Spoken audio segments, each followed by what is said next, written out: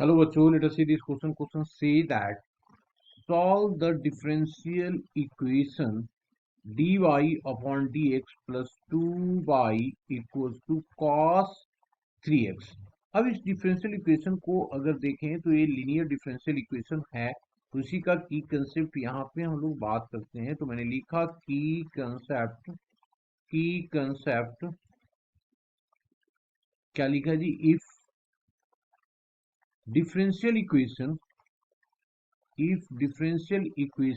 is in the form is in the form is in the form of is in the form of in the form of dy upon dx plus of px into y equals to qx, then it is linear differential equation and its integration factor को IF से short में लिखते हैं, e raise to the power integration of px d of x। ये इसका integration factor होता है। अब इसके बाद का क्या काम होता है? इस इंटीग्रेशन फैक्टर को हम इससे मल्टीप्लाई करते हैं and multiplying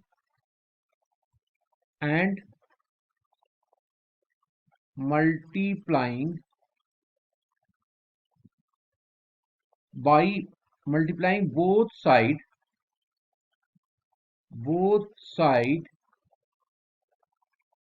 by integration factor and solve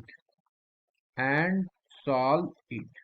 okay, ये तो हमारा फर्स्ट की कंसेप्ट आया। और यहाँ पे एक यूज होगा फॉर्मूला, उस फॉर्मूला की बात कर लेते हैं। क्या होगा जी? e raise to the power ax of cos of bx of dx, ये यूज होगा यहाँ पे।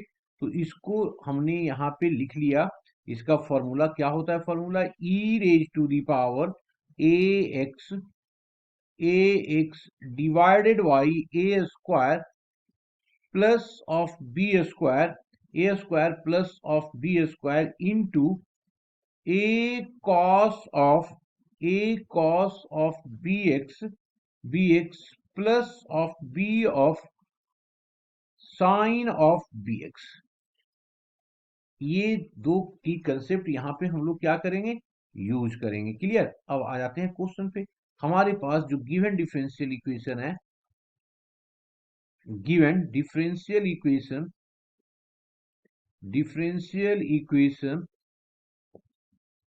इक्वेशन इज क्या है जी? हमारे पास dy upon d of x plus of 2y equals to cos of 3x। अब यहाँ पे px देखें तो px यहाँ पे क्या है? 2 है एंड qx कितना है? cos 2x। तो इसकी इंटीग्रेशन फैक्टर क्या हो गया? This imply that integration factor equals to e raise to the power 2 of dx। तो इसका क्या हो गया? e raise to the power 2x। तो लिखा हमने मल्टीप्लाइंग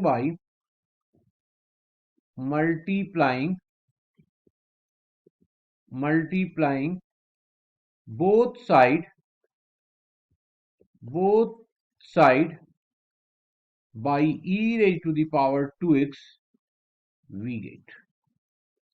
अब इसको हम लोग मल्टीप्लाई करेंगे तो ये आ जाएगा e raised to the power 2x dy upon d of x, dy है ना, और प्लस हो जाएगा 2 into e raised to the power 2x by 2x by equals to e raised to the power 2x and cos of 3x।